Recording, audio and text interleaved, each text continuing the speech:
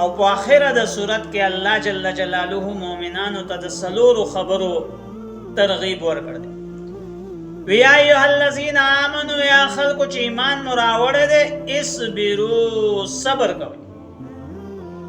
څلورو خبرو ترغیب ورکړ دی. اولنۍ خبره چې صبر کوئ په تکالیفو د دنیا چې تاسو باندې راځي، د دنیا په بابت کې راځي او که دینی احکاماتو باندې عمل کولو کې درته تکلیف رسی په دې باندې صبر کوئ.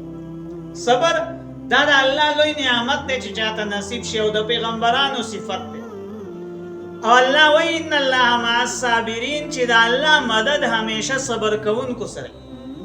والله يحب الصابرین، الله خوښوي نیکان خلق مینه صبر کوونکي خلق مینه ساتي د صبر کوونکو خلقو سره.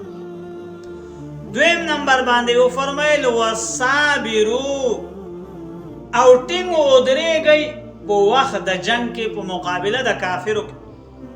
کله چې کفر او اسلام مقابله د مسلمان او د کافر مقابله یا تخته مکو تخته بنا مضبوط به ودرېږئ.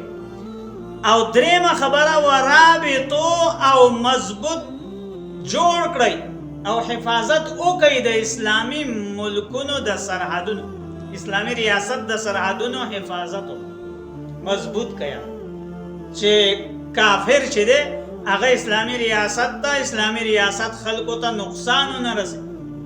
د اسلحې په اعتبار سره او دغه شانته چې دی نو فوجي ساز و سامان هر لحاظ سره خپل سرحدونه چې دي هغه مضبوط کړي.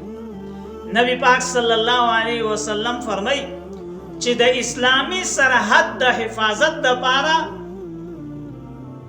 یو سحر یا یو بیګا وخت چا ورکړو د دې ثواب د دنیا او دې کې چې صدی د دې نه زیات چې دی نو غوره. دنیا کې چې څومره د الله نعمتونه دي د دې نه الله جل جلاله ته د الله رضا لپاره د اسلامی ملک د سرحد حفاظت کولو لپاره څوک سحر وخت ورکړي یا مازیګر اخلاص سره دا الله ته د هغه دنیا او دنیا کې چې څومره نعمتونه د الله دي دې نه غوره. نو الله جل جلاله فرمای ورابطو او مضبوط کړئ او حفاظت وکړئ تاسو د اسلامی ملک د سرحدونو. او څلورم نمبر باندې واتقوا الله او یریږئ د الله نه. دا څلور خبرې چې دي دوی الله مونږ ته تلقین کړ دی او ترغیب را کړ دی.